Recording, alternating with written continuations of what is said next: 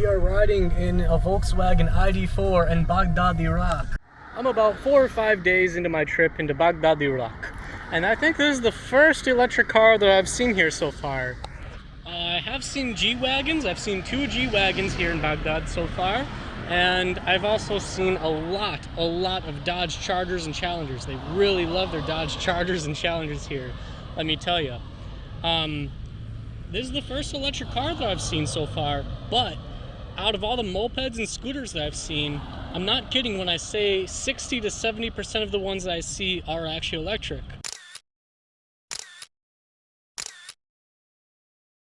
I don't know why they prefer the electrics here, but it's cool.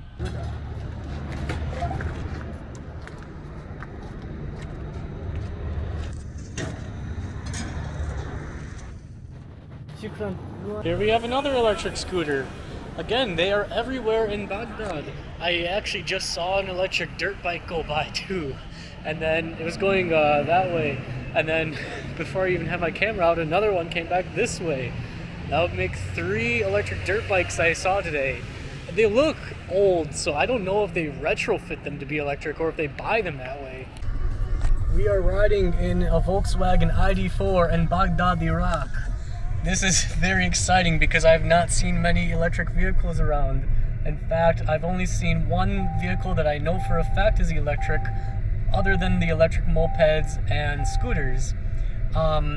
Before, when this ID4 was picking me up as a Korean taxi driver, I thought I saw an electric vehicle that looked like either an Aston Martin or a Genesis.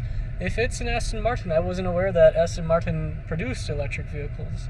This is very exciting. The driver does not want to show his face, which is very understandable.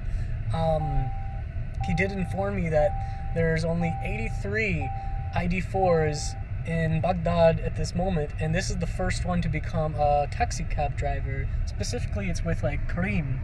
It's very smooth. The roads in Baghdad are actually very nice. A lot of American roads aren't nearly as nice as this. So the electric smooth drive of this and the quick acceleration actually feels really good and makes a lot of sense because there is so much stop and go traffic here. And it's almost similar to like a New York or Los Angeles or Chicago type of traffic where the traffic kind of expects you to go very fast when you have the opportunity to. So that quick, snappy acceleration followed by that strong regenerative braking makes so much sense here. You're going to reduce a lot on your brake maintenance because you aren't going to replace your brake pads nearly as often. So yeah, this is really exciting to see electric vehicles in Baghdad. It's very hard to have public fast chargers here though because there's not a lot of good places to park. So that makes it challenging. There is a way for adoption to take place, I believe, and we will see this soon. One person actually informed me that Baghdad, the government, has an initiative right now where there is no import fees or import duties on the import of any electric or hybrid vehicle to incentivize electric vehicles in Baghdad. I think that's really cool and exciting. I think, however, they should invest into some sort of public charging infrastructure. I didn't catch it on camera, but I just saw an electric BMW. Not the old i3s, not the i8 hybrid. This was an M4 or i4, something like that. I can never remember the BMW's naming conventions for their EVs. I can remember the iX, but can't remember the other ones. I'm actually not too surprised to see an electric BMW here because some of the very few charging stations available are actually because of BMW. It's at the BMW dealerships.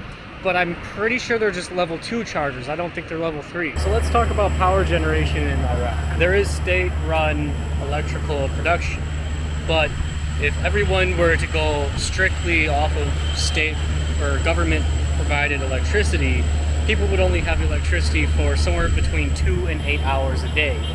So the solution is throughout Baghdad, there are many fossil fuel generators across the city. You can hear one behind me now, which I'll show you in a second.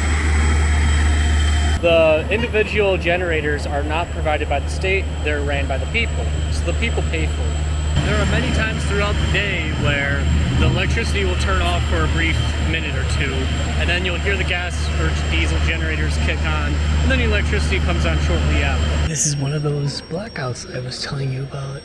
They happen all the time, and they usually only last a couple minutes. I'm surprised it didn't kick back on already. Oh, there we go. See? Happens all the time here, even the nicest places. We already talked about electric vehicles in Iraq a little bit, most of which are scooters and mopeds. But what about the electric cars that are here? There aren't many, but there are some. I saw one Tesla, and I rode in an ID4 so far. Well, I really don't know what to say about that, because you're guaranteed to be charging at home. Public charging infrastructure here really doesn't exist. There's a couple chargers here, but for a city of 8 million people, it's basically nothing. So I'm assuming what happens when you're charging at home, same thing happens with the lights. The car just stops charging for a minute or two until the generators kick on. Not a big deal, not a big problem. Look what we got here. A Tesla in Baghdad, Iraq. This is the second Tesla that I've seen in Baghdad so far. The other one was definitely a Model 3, it was also white. Is this a Model Y or Model X? Wow. There's only one Tesla supercharging station around too, and I'm pretty sure that's in Mansour. So what about the state or government ran power plants that are here?